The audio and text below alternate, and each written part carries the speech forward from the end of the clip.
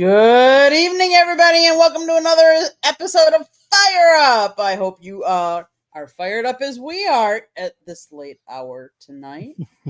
How are you guys tonight? I'm good. Ralph? Ralph, you good? Think so. Doing real well. Thank There you. we go. I'm good. Thank you. Good. Well, Yeah, I'm here. I'm good. Thank you. I have to say, the title says it all. The streak for Florida hockey teams continue. This is the sixth straight Stanley Cup finals that a Florida hockey team will be playing in. The first three were the Lightning. The last three have been the Florida Panthers. And with that, in walks Samir. Good evening, Samir. Good evening. How are you? Good. How are you? Good. Perfect time. We just started. We really just started. So my first thing we were just going to quick talk about, is talking about how the streak for Florida hockey teams continues, because this is the sixth straight Stanley Cup final that will have one of the Florida teams. The first three were the Tampa Bay Lightning, and then the last three now have been the Florida Panthers. Who would have guessed one of the teams from one of the warmest cities, the warmest states, and we are in the sixth time, we're what I would consider a cold weather sport on the ice. Any thoughts from any of you? I mean, I think it just goes to show what, and this follows for any sport, what the right ownership can do. Because especially with these Sunbelt teams like the Florida teams and Carolina, it shows what the right ownership can do. And with that being said, and regarding the subject of the success of the Sunbelt teams, there's been some chatter around Atlanta potentially getting a third try at the NHL. And obviously, the Flames weren't here very long in the 70s and 80s. They went to Calgary. The Thrashers were here for 11 years. They only made the playoffs once. Their owners, the Atlanta Spirit Group, could care less about the team. They were too busy fighting each other more than they were about investing in the team. And attendance was bad. Team wasn't very successful. They end up going to Winnipeg, and they are now the Jets. So look, I know it's a long shot. I know recently the commissioner said they weren't looking to expand anytime soon, but I wouldn't rule out Atlanta potentially getting a third shot at the NHL. And I feel the same way about Arizona. I know they just lost their team and they had issues with ownership and the arena situation, but I feel like with the right ownership group, as you're seeing in these Sunbelt cities like Tampa, Florida, Miami, the Miami, Fort Lauderdale area, Carolina, the right ownership, it can work. So that's my takeaway from it. Pensman, your thoughts? It seemed like to me that I don't like them, but when you get into the playoffs, it's a whole new season. They limped into playoffs, and when they played the playoffs, they seemed to get hotter as every series happened. So I thought the Capitals were going to be at the Stanley Cup. I thought they were going to lose to the Florida Panthers, and then they just kept going. And then Carolina, they seemed like they're a fighting team, but they fell apart. So, like, good goaltending gets you where you need to get to. So, I give credit to the Florida Panthers. Ralph, your thoughts? Well, Florida's always been a fighting, gritty type of team. The Lightning have been in the Stanley Cup and have won some. So, it's no surprise that these two teams, and they have good coaches as well. Some pretty decent coaches that they've managed to have that have been able to keep these teams in the hunt every single season. And there's times when I've watched the Lightning play the Penguins and the Panthers play the Penguins, and the Penguins struggle against both of these teams because both of these teams are gritty and and have and been in and out of these playoffs and the Stanley Cups. And they know how to win. I mean, you have to know how to win. There's a way to do it as far as winning goes. The one thing I will say is it doesn't matter your regular season record. What matters is getting into the playoffs, especially for the NHL, and being hot at the right time. The Panthers, they take it to a whole new level when I think from the regular season. They've been doing really well, and it most definitely matters who's between the pipes. Because let's face it, if you watched the Panthers series with Carolina, until Carolina made the switch behind the pipes, everybody thought the Panthers could sweep them. And they didn't. They lost the game when the pipes went to somebody else. But Bobrovsky is a really good goaltender. And he's resurrected his career, and he's going to go down as one of the best, I would say.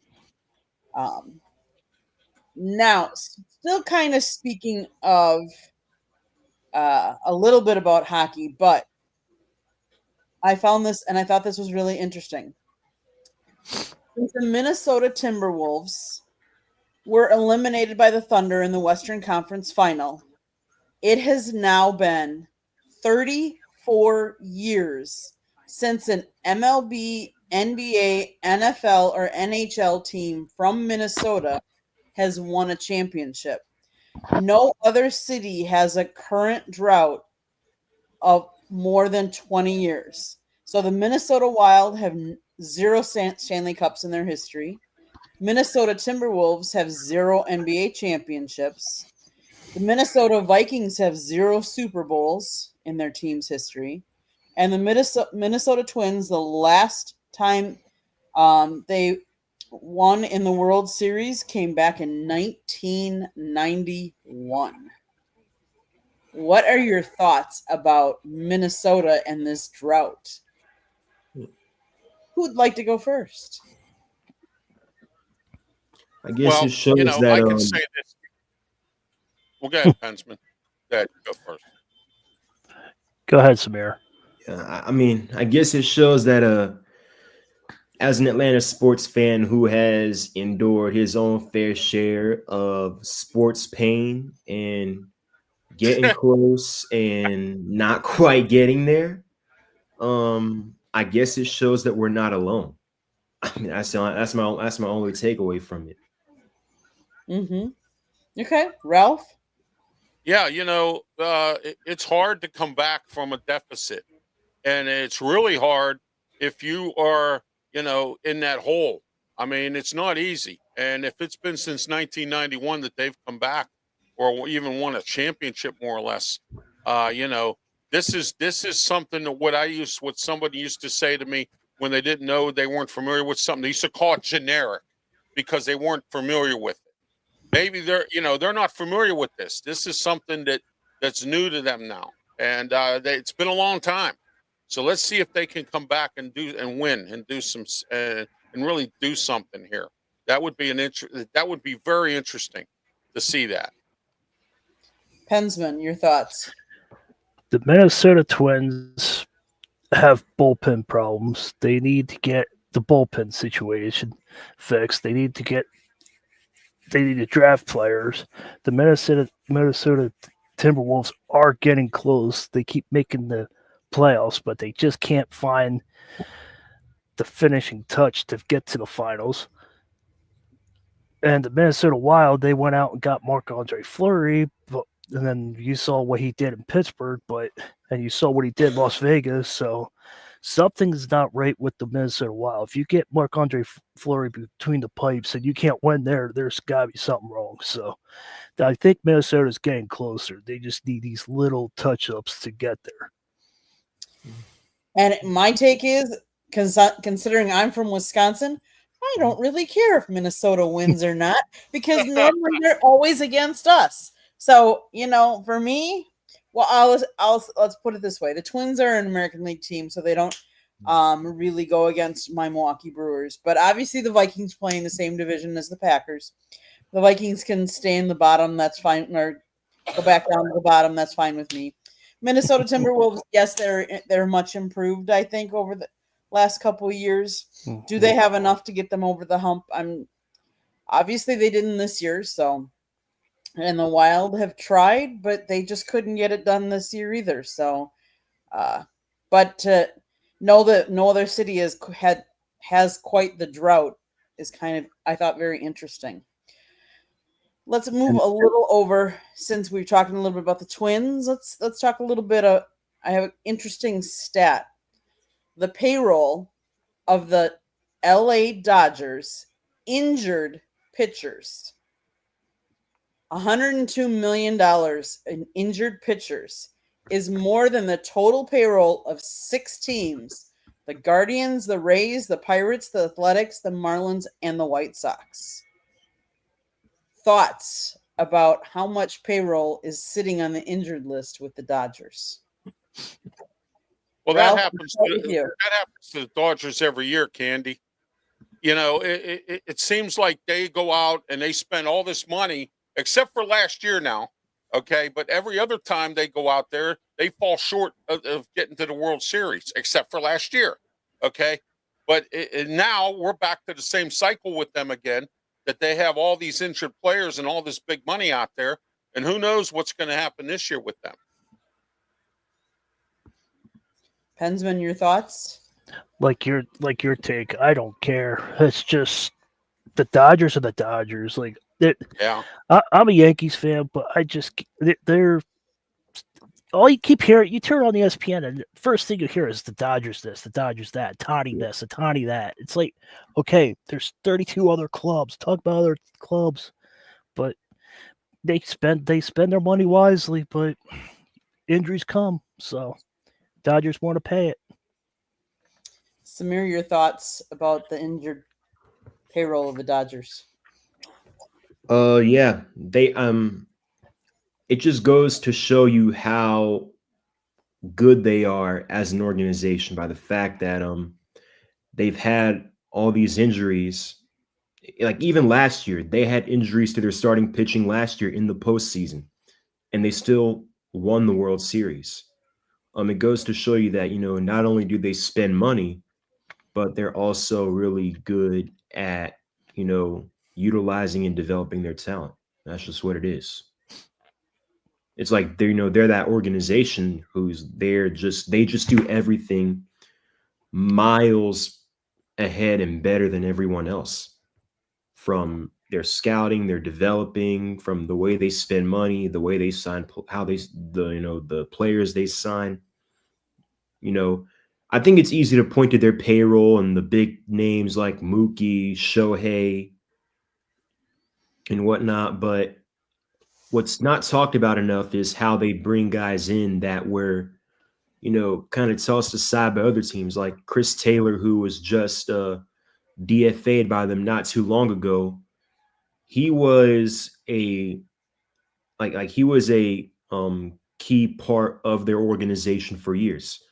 Max Muncy was cast off by the Athletics, and now he's been there for a number of years. Same with Justin Turner. He was a cast off for what team did he play for before the Dodgers? I forgot. Who bets? No, Justin Turner. I think it was the Red Sox. I mean, years before that. Oh.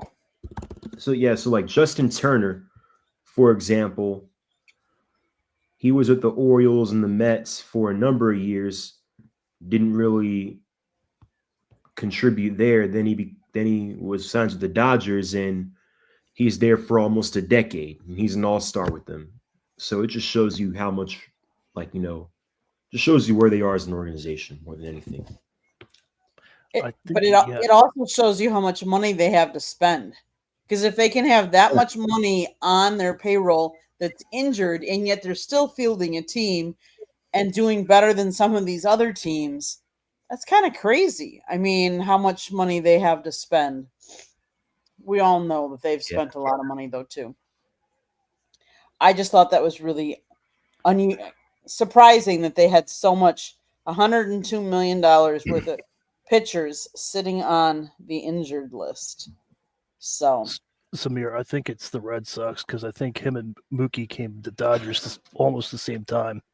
No, Justin Turner, his first year there was 2014. That's it. Okay.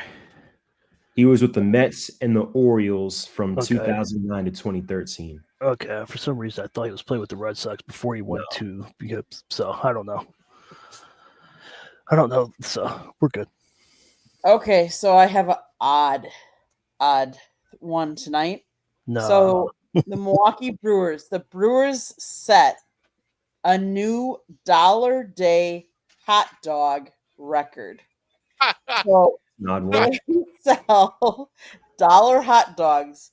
They sold in one day 41,733 hot dogs at one game. Wow. The capacity of the stadium is 41,900. What was that total again? 41,733. That's crazy. Well, how many hot dogs they sell again? Or they sold 41,733 hot dogs, where their capacity for seating is only 41,900. So almost everybody had at least one. And I don't know if the attendance that day was 41,900, but that's their capacity. Wow. That's crazy. Well, you know what the Pirates are doing now, Candy? They're having a dollar dog day. What they do is every Thursday when they have businessman specials, at 1:30 start time, when nobody's at the game, that's when they're doing their dollar dog days now. Before they did them, and you could eat as many as you wanted. And then I think it was 3 years ago, Pensman, maybe, if you remember this correctly, they ran out of buns. Yeah. And then the year after, they ran out of hot dogs. So now then last year they did 2 hot dogs per person. That was all you could get for $1. And now they're doing it on Thursdays for every time there's a businessman special. That's when they're doing them because they get about 4,000 fans or something. They actually had to run out and get more buns that night. More buns, yeah. I know the director of food service over there because I used to work security at PNC. Yep. Mm-hmm. Yeah. Samir, any thoughts? It's not there anymore. Samir doesn't have any thoughts. Wow, that's okay. It was just one of those odd things. That's a lot of hot dog and candy. That's a lot of hot dog in there. That is a lot of hot dogs. Oh my. Yeah. Okay. I mean, my only thoughts are that I know if you follow NFL concession pricing, for those that do, a lot of people don't. The Falcons and Mercedes-Benz Stadium have kind of flaunted their cheap concession prices compared to the rest of the league, and hot dogs are relatively cheap. So this past season against the Chiefs, our owner Arthur Blank was inducted into the team's Ring of Honor. That's good for him. That's awesome. So I guess in honor of that, they made all the hot dogs free that night. And I think by the middle of the third quarter, apparently they ran out of hot dogs. So wow. Well, you know what? I spent more time in line waiting for hot dogs than I did watching the game. I had to watch it on a TV screen because I spent all my time in line trying to get hot dogs. I mean, at PNC Park. So when I used to go for dollar dog. I have a question for Candy. Okay. Do you know how the hot dog race went on Saturday at Indy? Oh, I do not. Okay. You brought it up last Thursday. I didn't know if you watched it or. I did. Oh, yeah. I did not. I'm trying to think who won, which one of the wieners won. I did see that. I did even see the winner. Let me see. Okay. I wasn't sure if you did or not because I saw highlights of it, but I didn't see who the winner. Um, An Oscar Mayer wiener. That was in there. the Slaw Dog Wienermobile won the inaugural Weenie Okay. 500 race, a 2-lap competition held at the Indianapolis Motor Speedway during what they call Carb Day. The race featured 6 Oscar Mayer Wienermobiles competing for the win. So, yeah, that Okay. was. I read up about it, and they said, what did it? I was trying to read to see if it told me. So it says, according to IMS, each Wienermobile represented a different regional dog. So it included the Chai dog for Midwest, the New York dog for East, the Slaw dog for Southeast, the Sonoram dog for Southwest, the Chili dog for the South, and Seattle dog for the Northwest. Each driver had a custom hot dogger racing suit, and the winner was presented with their trophy and a hot dog in the Wieners Circle. I want to say, let's see, fans were able to bet on it. Those who got the most points won a share of a total cash prize of $10,000. I want to say I read someplace. I'm trying to find out if they say how fast they went. Oh, I thought I had seen that. Let me see if I can find anything else on it. I thought it was so funny though. That's why we brought it up. No, we were talking about hot dogs. That's what made me think of it. Yeah, no, we talked about it a little bit, and and that was it's it in a down to the wire race among the 6. Let's see. Made a dramatic pass of the Wienermobile repping Chicago at the finish line to win the inaugural Weenie 500. The margin was about a half a bun. Oh, that's kind of funny, but it does not. The Wienermobiles have been around since 1936 as a promotional vehicle for Oscar Mayer. I was just trying to figure out if it. Oh, it did say they jumped into the lead. The Wienermobiles slowly picked up speed until they reached about 65 miles per hour. Which, if I'm thinking about, like, I know driving my own car, like 65 doesn't seem that much. But if you're talking about on a racetrack with that big Wienermobile, that would be kind of very interesting. But and NASCAR is cautioned 65 miles per hour too. So yes. So I have a question for you guys, because I know we normally talk a lot of NFL, and I know 2 of you are kind of Pittsburgh guys, and I know you're waiting for a decision. But my question would be, if Aaron Rodgers does decide to retire, does it taint him or change your opinion if he signs a 1-day contract with the Packers to retire as a Packer, or if he doesn't? Does it matter to you? Does it change your thoughts about him at all? And we'll start with you, Ralph. No, it doesn't. But I will say this: I could care less if he comes to Pittsburgh or not. I think we can win with Mason Rudolph if they can get the running game going and get the offensive line up to speed and the defense and the line of scrimmage. And we have Will Howard. My Sports Corner radio show, we talked about, hey, Will Howard, just start him and go with him. And if he doesn't work out, oh well, too bad. You had a losing season, or you went 9-8 again. So mediocre might get its best. So this stuff waiting for him to sign with us or to show up for whatever. I think the Steelers should just say forget it and let's go with Mason Rudolph or Will Howard or whatever. And let's just move on. It's a distraction. It's caught. You got everybody out there saying this and that.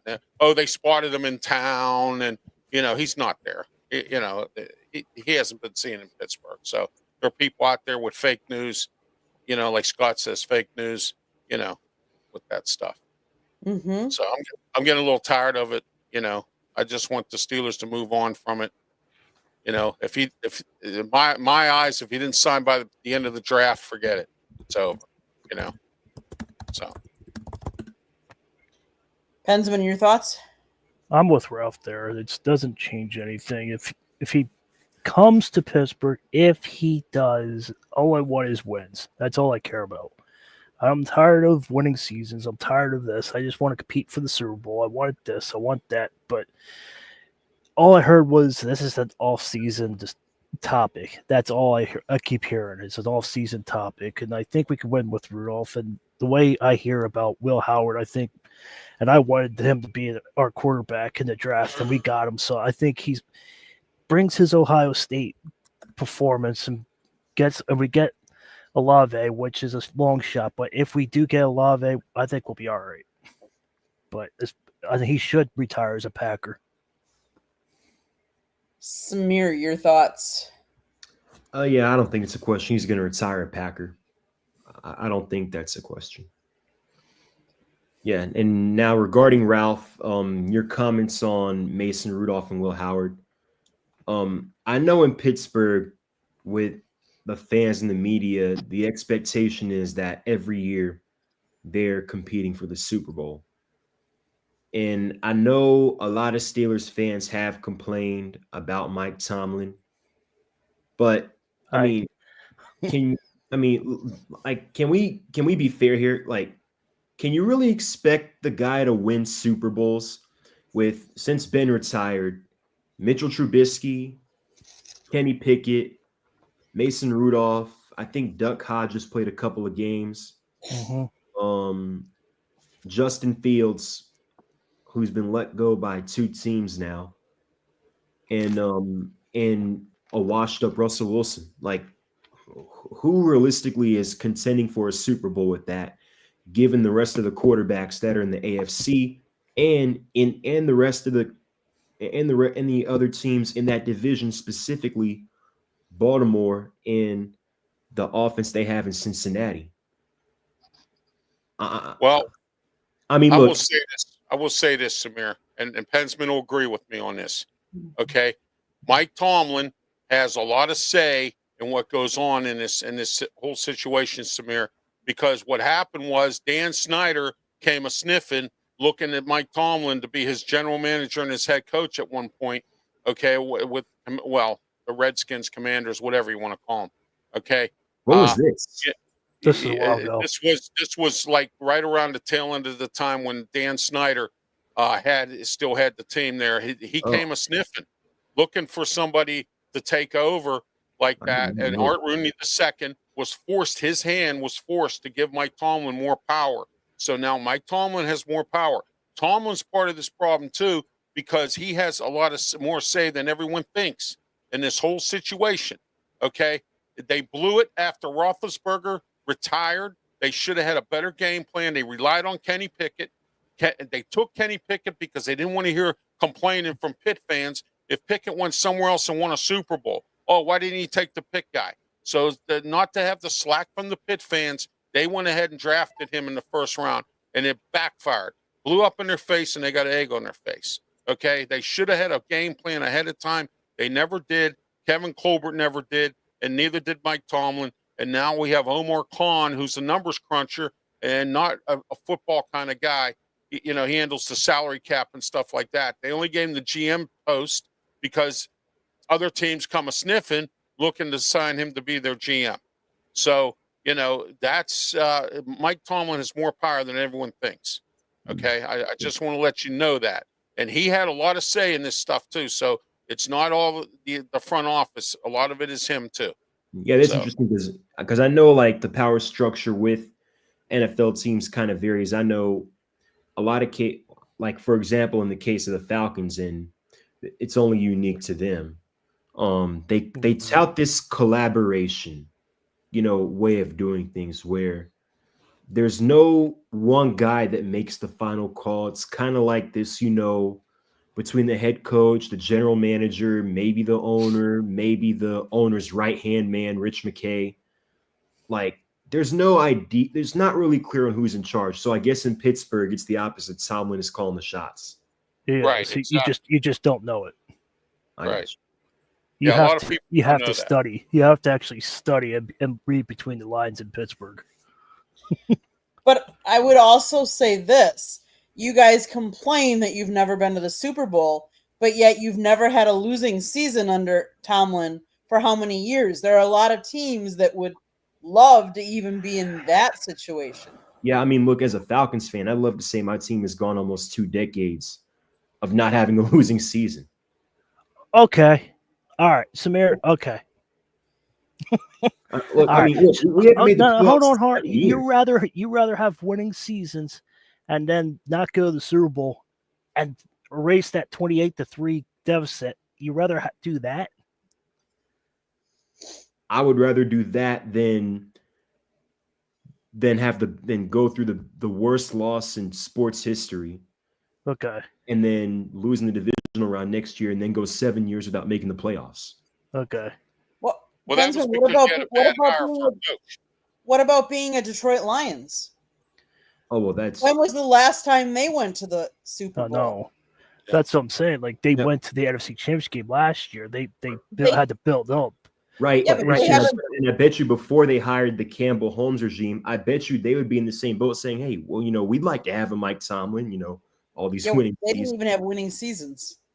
They went winless one year. So Well, maybe if he did go to another team, he'd have more success. Good for him. So you think it'd be Maybe like the Andy Steelers need Reid to get kind of thing? somebody in here, some new blood. Yeah, that's what I'm saying. Maybe if he goes somewhere else, maybe he'll do better. I don't know.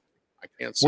We're just tired of Yeah. winning seasons and one and done. We just want to go. We want to actually see what the AFC Championship game in the Super Bowl feels like again.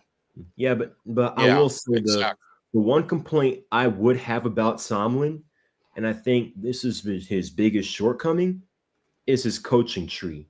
Like, Yes. I think the only exactly. coordinator under Tomlin that's gone on to become a head coach was Bruce Arians. And wasn't Arians there under Cowher already? Yeah, he was there under Cowher. Yes. So, and then he ended up signing Arians to be his offensive coordinator when he took over, and Dick LeBeau was in charge of the defense. And then what had happened was when Dick LeBeau retired, or when his contract was up, they never re-signed him. Re-signed him to do that because Tomlin wanted control of the defense. So then what happened was they ended up having Keith Butler, as the defensive coordinator for many years. So there you are. Big mistake. You gotta Big understand mistake. So as the running the offense. I don't need to reminisce on those 3 years. Oh yeah, absolutely. And Mike Thomas never actually had a winning team. All this winning team was Bill Cowher's team. I know those early years, a lot of those were Cowher holdovers. I mean, they've had some talented teams under Tomlin. Of course they had just that don't know how to period finish it. Yeah, I know they had that period with the Killer Bees when the offense was really good, Right. but the defense wasn't good then. Before Brown got decked in Cincinnati, he was great. Yeah. Yeah. But of course the defense wasn't good like in 2017. I know Blake Bortles put 45 on the Steelers in that playoff game, and I don't think they've won a playoff game since. Last time was 2016, right? They beat the Chiefs. Something like that. Yeah. No, they haven't. Right. Exactly. Yes. That's why they're having a debate right now, Samir, as to whether or not we should re-sign TJ Watt. We should just let him play out his contract or try to trade him and get a bunch of players, because now TJ Watt has been with this team. The consensus here, or the consensus in Pittsburgh, is the fact that maybe we can win with them or we can win without them. And, if we get to the Super Bowl without them, then we look like geniuses. If we don't get to the Super Bowl with them, then we don't look like geniuses, Yeah. So, I mean, I don't see that happening. Let's be real, because TJ Watt is obviously a difference maker. I was seeing a stat somewhere that the Steelers defense, I think, like there was a difference with and without TJ Watt. And it was a there huge is. difference. Like that week 1 game against the Falcons, the one I was at, like I'll tell you right now, the Falcons win that game had it not been for TJ Watt. Yeah, absolutely. I agree with you, Samir. He is a difference maker, but there's been a lot of times in key games that he's laid an egg. And, he let a rookie offensive lineman bully him around in a couple of games. So, I mean, Pensman will even tell you that. I mean, if you watch the games carefully, Plus, in the last 3 or 4 games, he's the last 4 games. He last 3-4 seasons, he's been injured a lot. He's been having his pectoral. He's got surgery. He's been hurting his ankle, his knee. He's starting to break down. So, yeah, he has played hurt though, Pensman. That's one thing I will say. But I'm just saying his injury prone is starting to come in. Yeah, I think so. We'll see. I'm sorry, Candy. We didn't mean to. No, that's fine. That's part of the show is the ebbs and flow of us having good conversations. Yes, we are. And Cole, you can have them if you want. If you give us a good draft pick or whatever, that's fine. The Bucks can have them if you give us the right pieces. So, well, I would say I could even almost see him coming, and this is going to surprise you, coming to Green Bay, coming back home because he's from Wisconsin originally. Mm-hmm. I could see that. We can, 2 first-round picks maybe, or a first round and some other picks, and load up some draft picks and maybe get a key player or two. I would. We got some guys in the system now we're developing. Nick Herbig. I mean, we got Jack Sawyer we just drafted. So if you give us Savage, you can have TJ.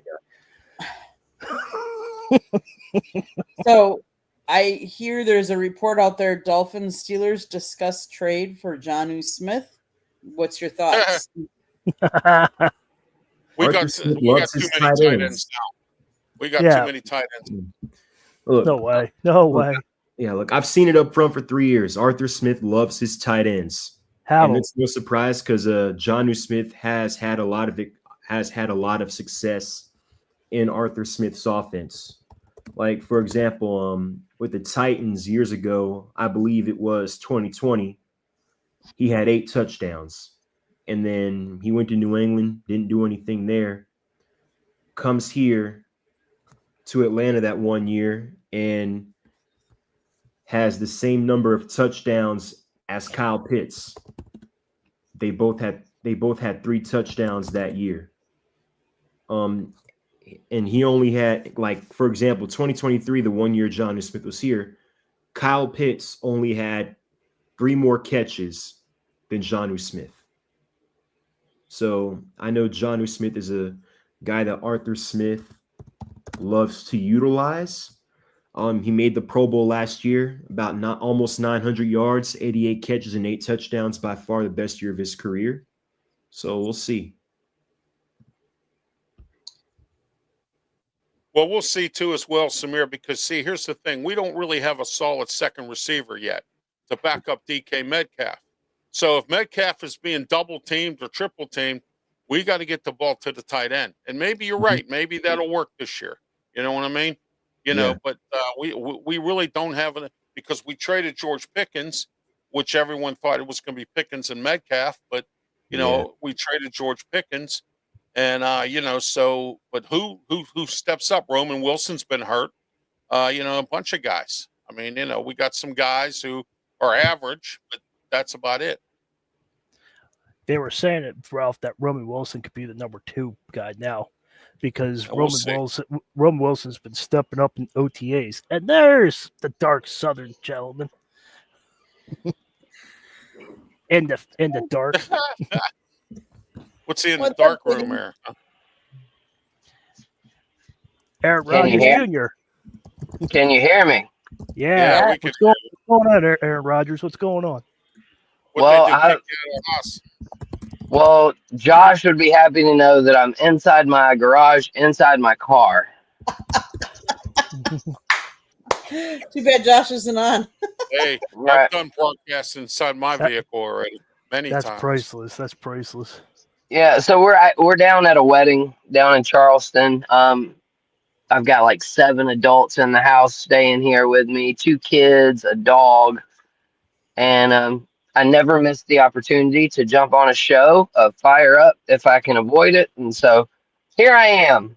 Plus, you probably wanted to avoid the other 7 adults right now and talk some sports, right? I'm gonna leave that one. I'm not gonna fry up the other adults this evening, but yes, you could say that I needed a break. Hey, that's almost as bad as Pensman's friend staying with 8 people or whatever. No, that was him. That was JD. He said 8 Oh, people. JD, 8 people. Okay. I didn't catch it at the beginning. No, you're so. good. JD said 8 people. I didn't know about the 7, unless he's counting the 8 as the dog. So, I'll set JD, Yeah, up well, I a mean, camp, sleep out on my deck. let's see, 2, 4, 6, 7, 8.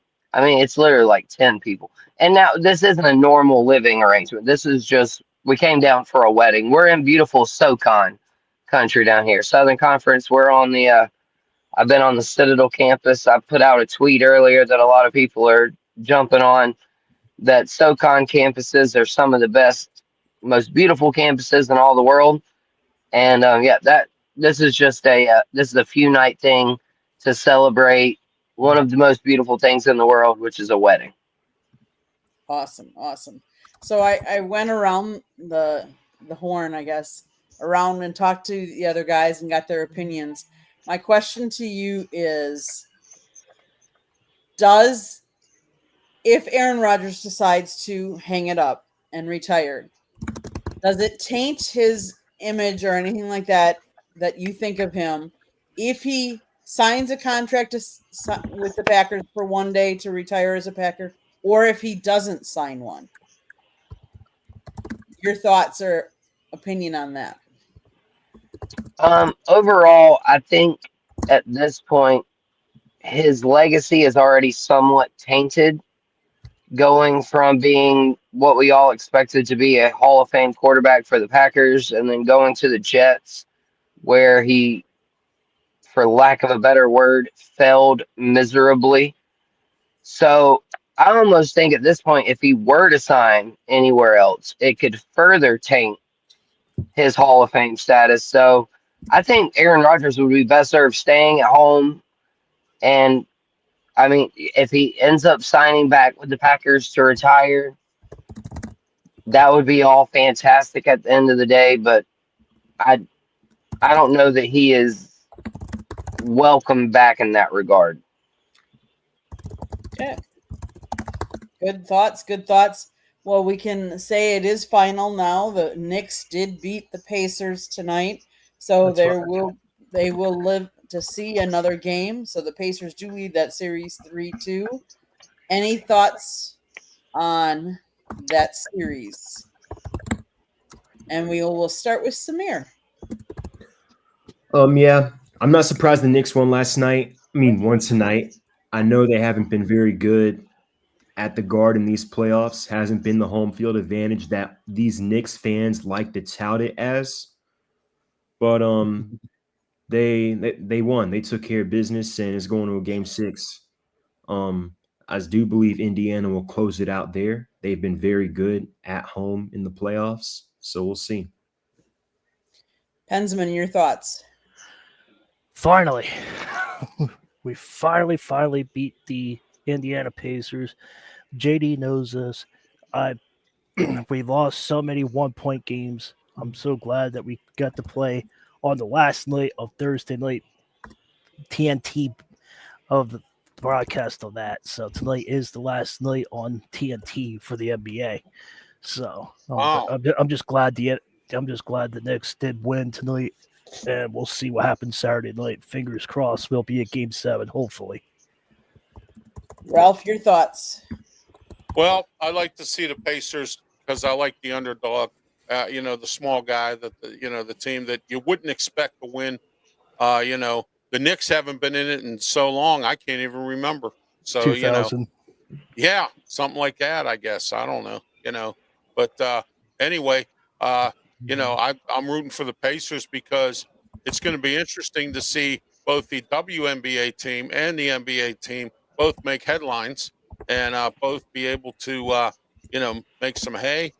It's good for the economy there, and it's good for, fans of both teams. So, JD, your thoughts? I said it the other day.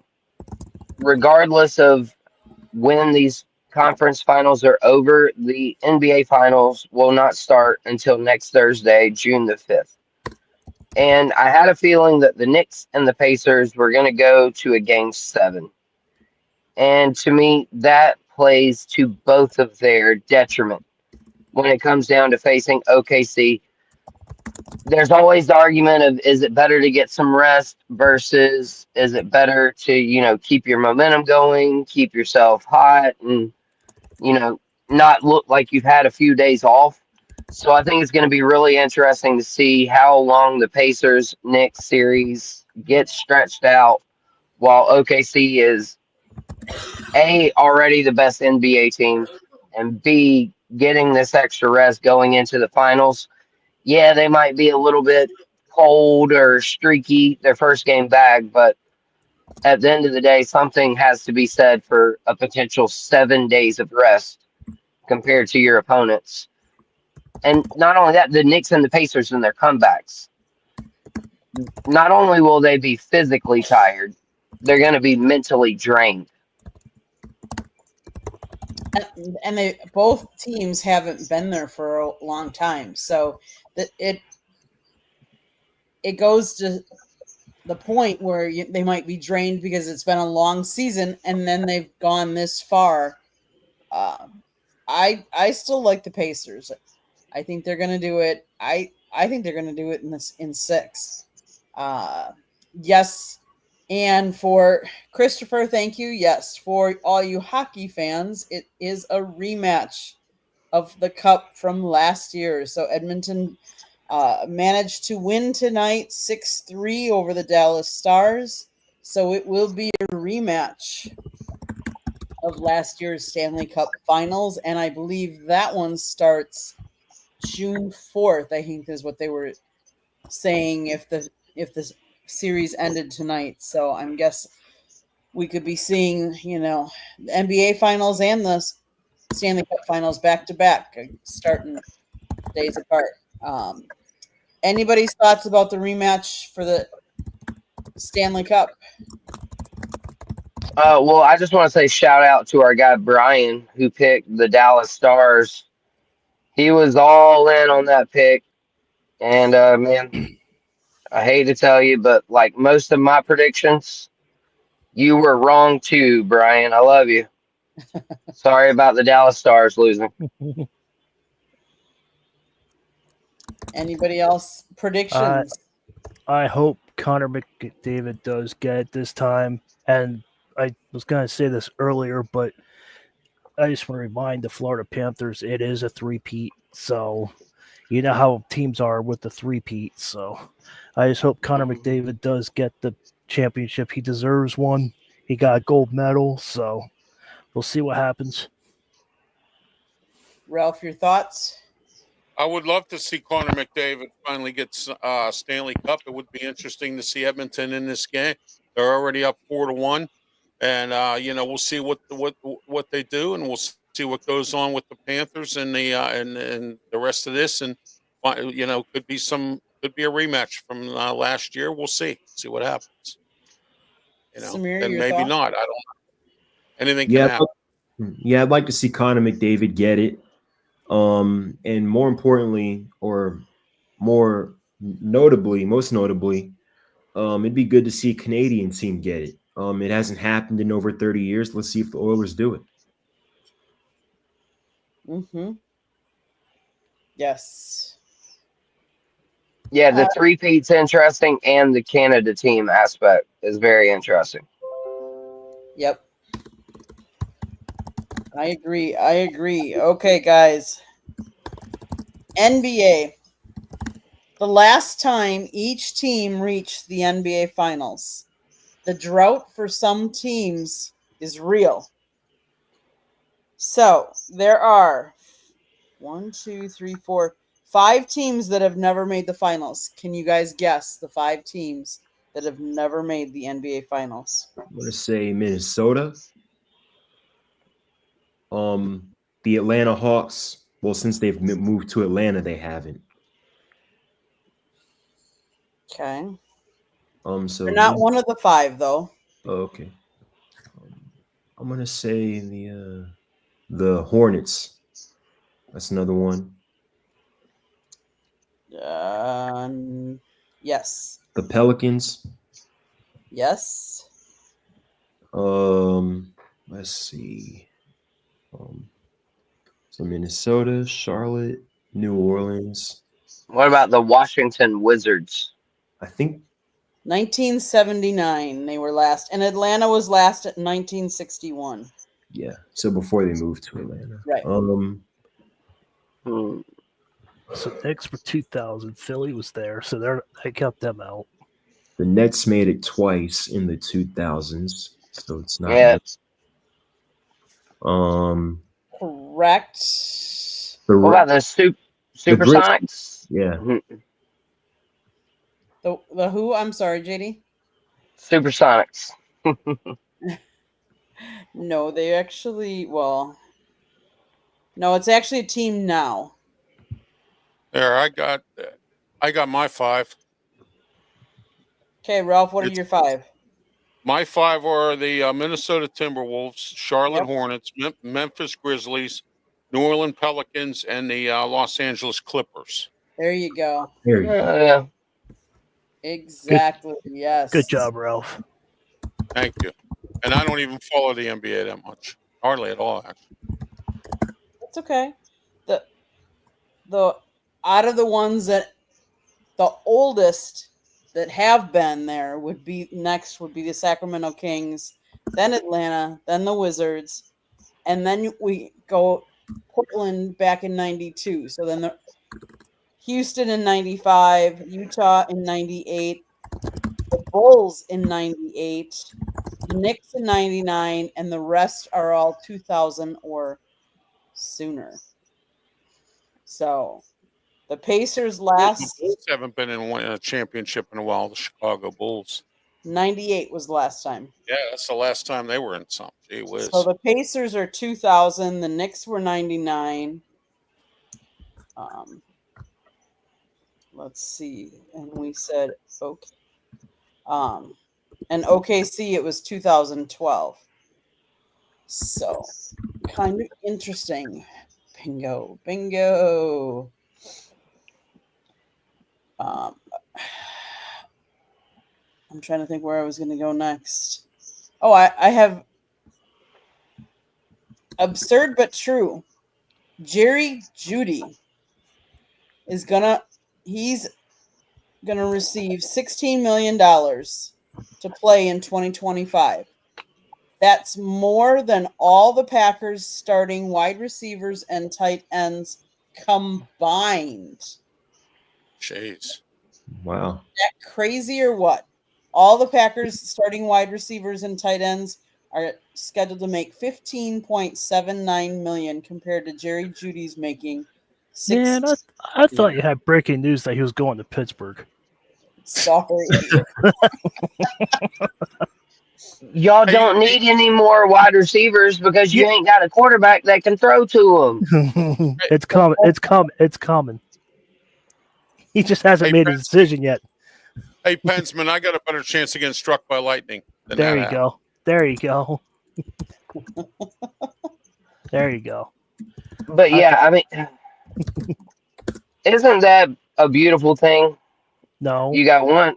Well, no, I'm saying one wide receiver on one team making more than an entire roster of wide receivers and tight ends for another one. I mean, to me, that just screams that Green Bay is a well-run organization, and they didn't have to overpay people. I mean, they got themselves in a great spot, is what that says to me.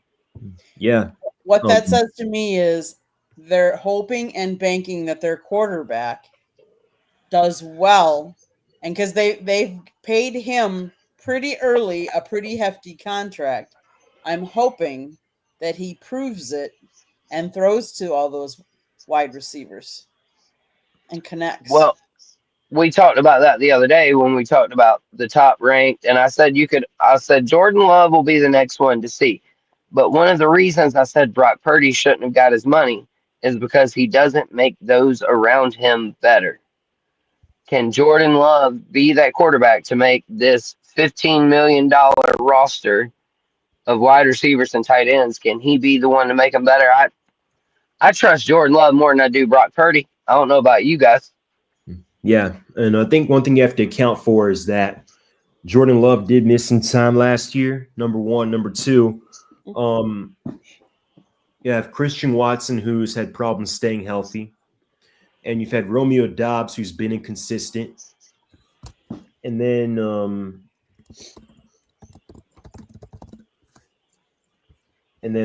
who's the other receiver the Packers have? Number 11. Scallions. He makes very little money, so I couldn't tell you. Oh, that's funny. That is so Yeah, funny. so Jaden Reed. You have Jaden Jaden Reed, who's shown flashes, but again, not enough consistency. So, I mean, here's the hope that maybe Matthew Golden can be that next wide receiver one for them. First, obviously, we all know first wide receiver the Packers took in the first round since 2002, and as a Southern Fried gentleman said, it just goes to show why the Packers are such a model franchise, because it's not like the Packers haven't had their fair share of good wide receivers over the years. Donald Driver, Greg Jennings, Jordy Nelson, Devontae Adams, I believe, was a third or a fourth round pick.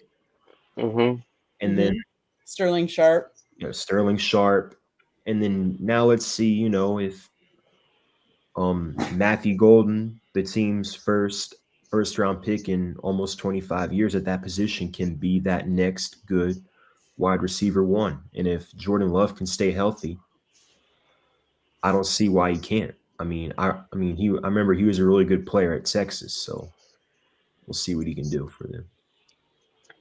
And if there's one franchise you can trust over the last, I don't know, 25, 30 years as far as their quarterback play, it's the Packers. Is the Packers.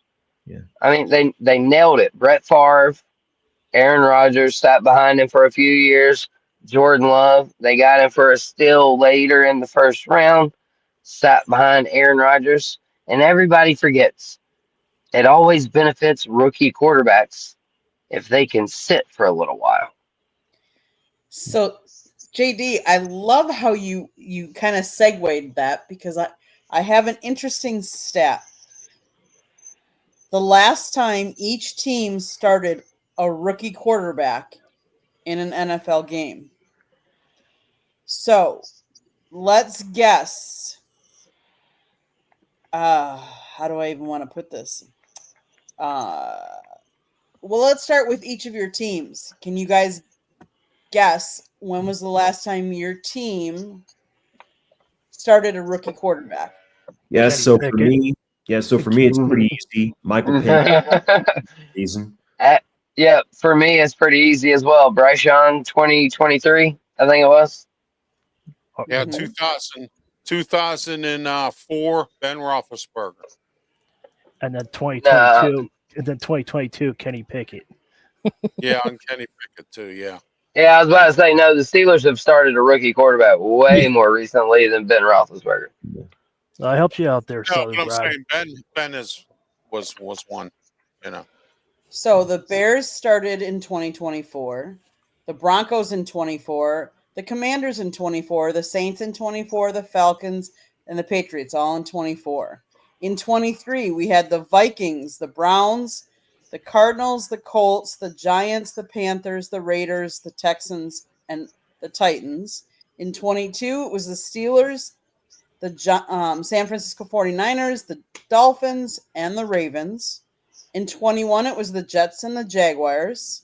In 20, it was the Eagles, the Bengals, the Cowboys, and the Chargers.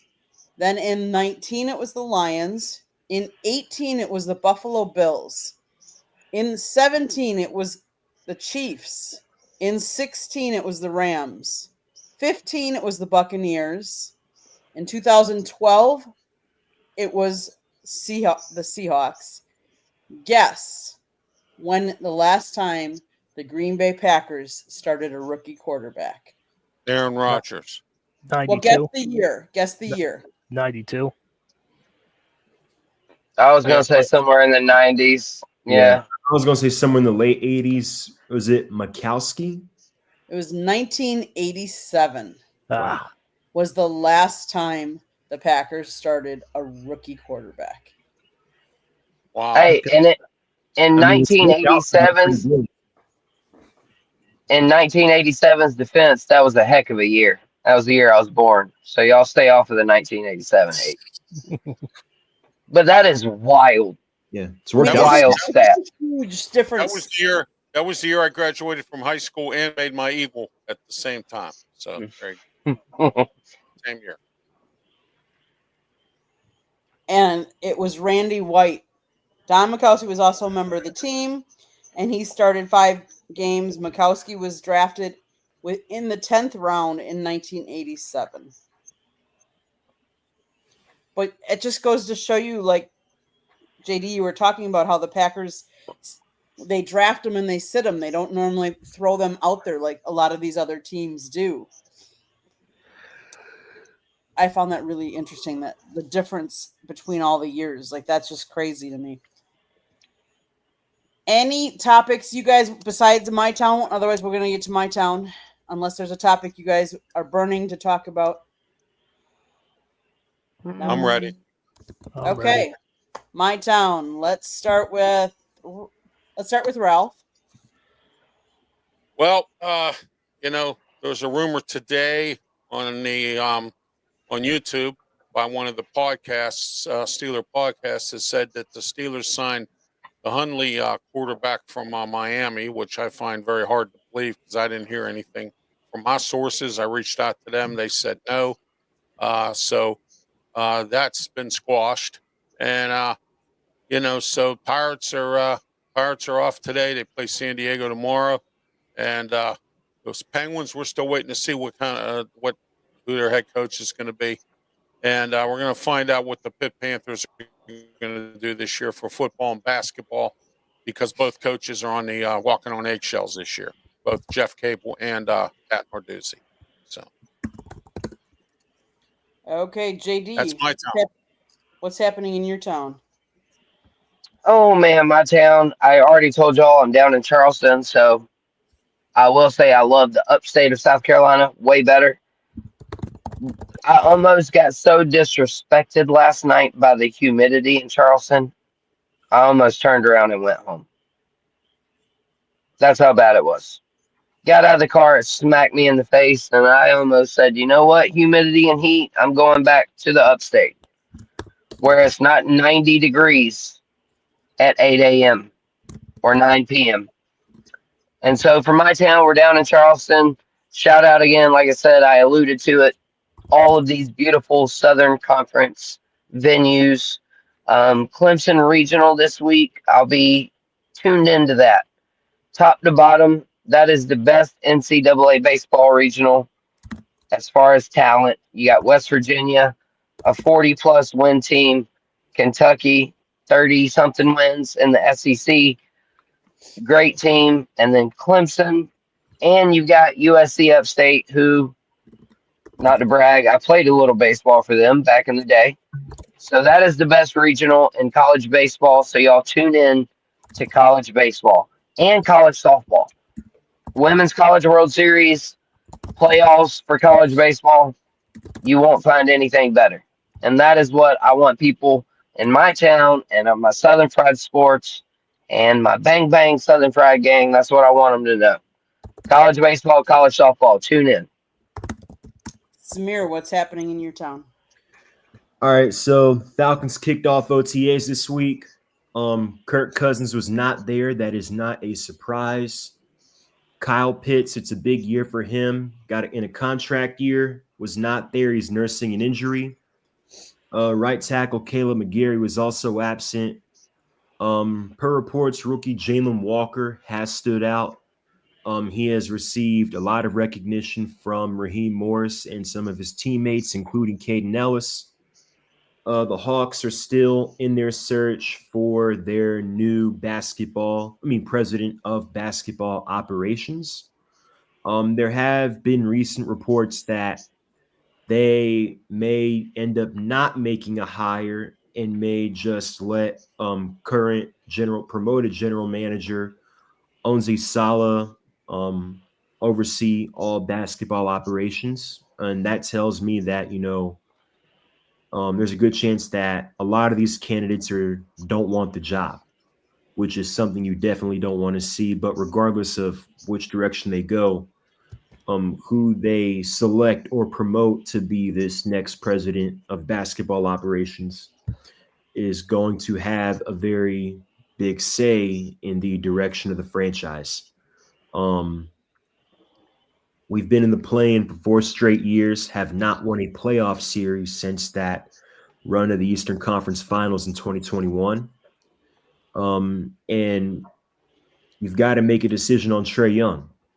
He is entering an opt-out year in 2026, and he's made it clear that he wants to stay in Atlanta. But at the same time, you got to believe that he wants to win.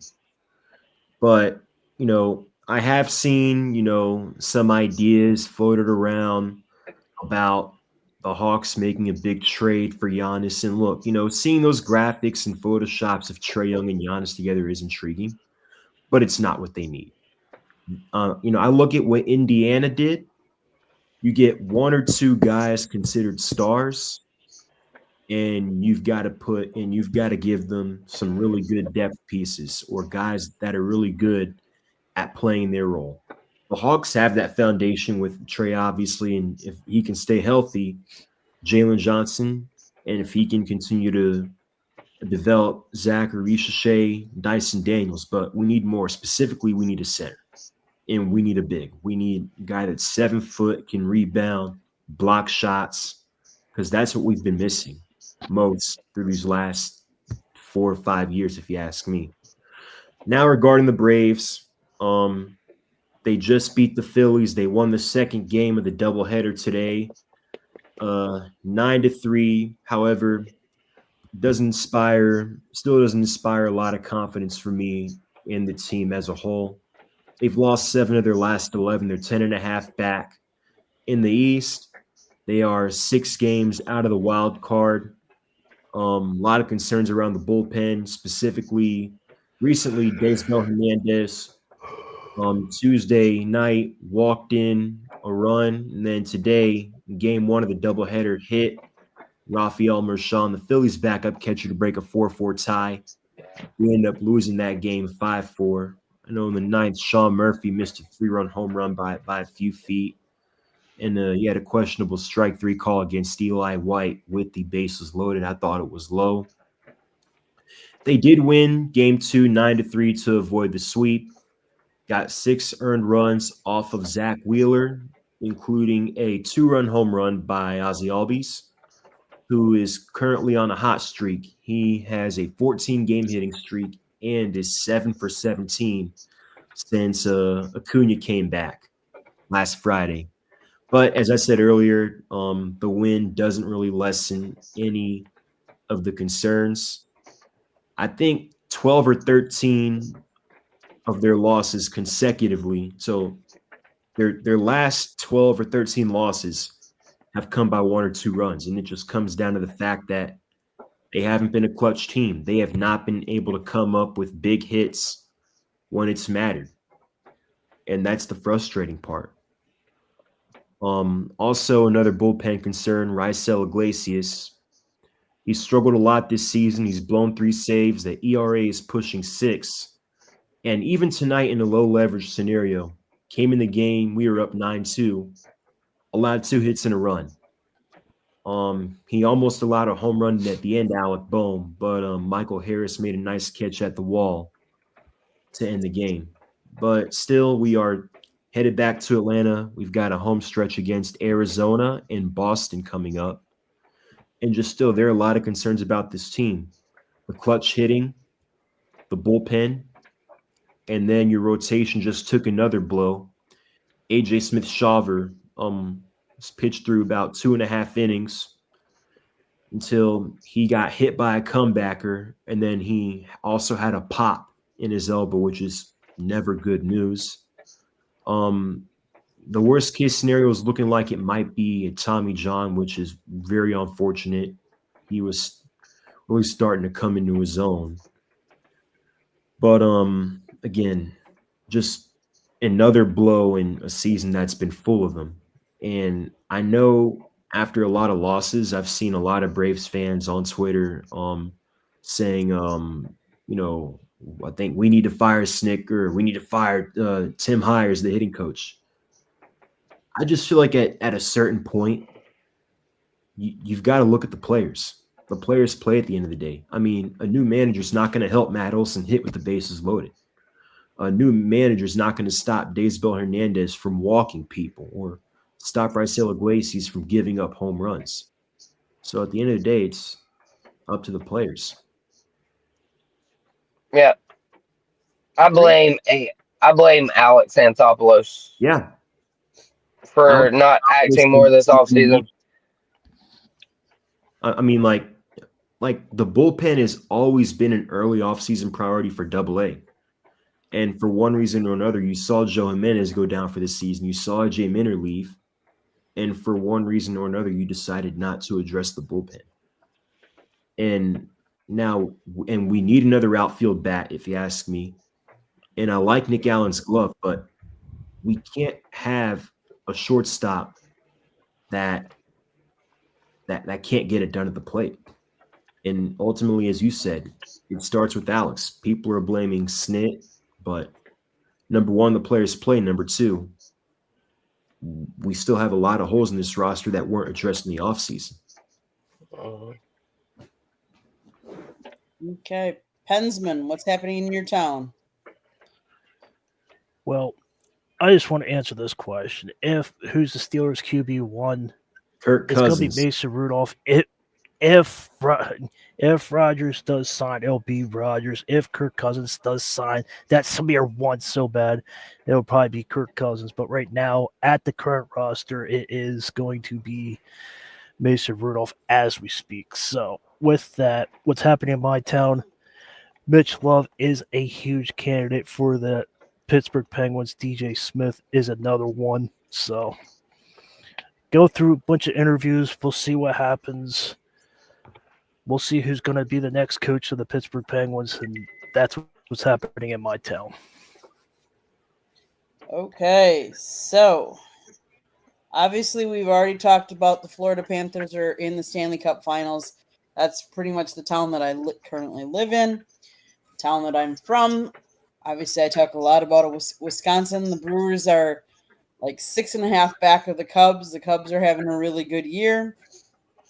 Brewers not so much, even though they just swept the series against Boston Red Sox, so that was good. But they took two of the games went to extra innings, and they took both of them. So, but I have to do a shout out today. Wisconsin officially became the 30th state in the United States on May 29th, 1848. So happy birthday to the state of Wisconsin, celebrating its 177th birthday today. And that's what I've got. So I'm going to quick do my station break, which I didn't do earlier. So let me quick. Scott, who hosts most of our shows on the South Florida Tribune Network, wrote a book, Lessons from the Microphone, Tuning into the Enduring Wisdom of Visionary Leaders. He talks about his 40-plus years in the industry and how it has evolved, the industry. The picture of him and a young Muhammad Ali and him and a young Tommy Lasorda. It's available on Amazon, Barnes & Noble, Kindle, Google, and Apple Books. Go get your copy today. And then there's also a link on our website, www.southfloridatribune.com. If you like to listen to podcasts, you can find us wherever you get your podcasts. If you see the red subscribe button in that lower right-hand corner, honestly, I don't know why you wouldn't have already subscribed to us, but if you see it, then click it because that means you have it. So do it today and go click everybody's YouTube channel that's on here. Subscribe to everybody for us. And then if you want to advertise or sponsor a show, you can call Scott 954-304-4941. And if you want to be a guest on the show, or if you have topic ideas that you'd like us to discuss on a show, you can always email us at southfloridatribune@gmail.com. Well, guys, we're going to go around the horn and let everybody know how they can find you as well, my awesome panelists tonight. JD, we'll start with you. All right, good deal. I gotta run on out of here. I think I'm echoing now a little bit. My bad. But yeah, I'm gonna run on out. Y'all follow me at JDWyatt06 on X. You can find me at Southern Fried Sports JD on YouTube. We welcome any and all conversation, and y'all be blessed, not stressed, and just be kind to one another. And don't complain about sports. Let's have fun with it. Good night, everybody. Enjoy your wedding. Thank you. Y'all have a good one. Be blessed. Thanks, you too. Samir, how can people find you? You can find me on X at ATL_Samir2401. I post a lot of commentary and a lot of my articles on there. So that's where you'll be able to find me. And my Instagram page is samir.sidelinenet. That's where I post a lot of clips of my content as well. And of course, they can always find you here on Thursday nights. Yep. Awesome. Ralph, how can people find you? YouTube, Facebook, Twitter X platform. Please follow me on Twitter. I'd like to get to 600 by July. I'm at 308 right now. And also don't forget to subscribe to my YouTube channel. And don't forget on Saturdays, 9 a.m., the Sports Wrap Show with me, Ralph Williams, Scott Morganroth, or Candy Ebling, and Leo Haggerty from Amped Up Sports. We're on YouTube, Facebook, Twitch, Twitter X platforms, and now on Kick as well. And soon to be on the Oracle network. I'm going to be getting on the phone with their tech people because we're having some issues trying to get me on the air here. And I'll be on the phone with their tech person tomorrow. So that's coming soon as well. And don't forget my radio shows on Saturday as well, 8 a.m. to 9 a.m., the Ralph Williams, Tony Moreno Show on 1250 a.m., The Answer 92.5 on the FM dial in Pittsburgh. Or if you live across the country or around the world, you can go on 1250 The Answer, pgh.com, or Google. Scroll down to Radio Stations USA to where it says 1250 a.m. The Answer, push the button, the arrow, and you are on the air to listen to the show as well. Also, 2 p.m., Sports Corner Radio Show. This Saturday, we are going to be talking about what can be done, in our opinion, on what can be done to fix the Steelers, the Penguins, and the Pirates, and the Pitt Panthers athletics, the football team and the men's basketball team. That's with me, Ralph Williams, Smoking Jim Frazier, Luther Dupree, and Claudio Rosano. And that's it for me. That's how you can get a hold of me. Please subscribe and please follow me on Twitter. Okay, Pensman, how can people find you?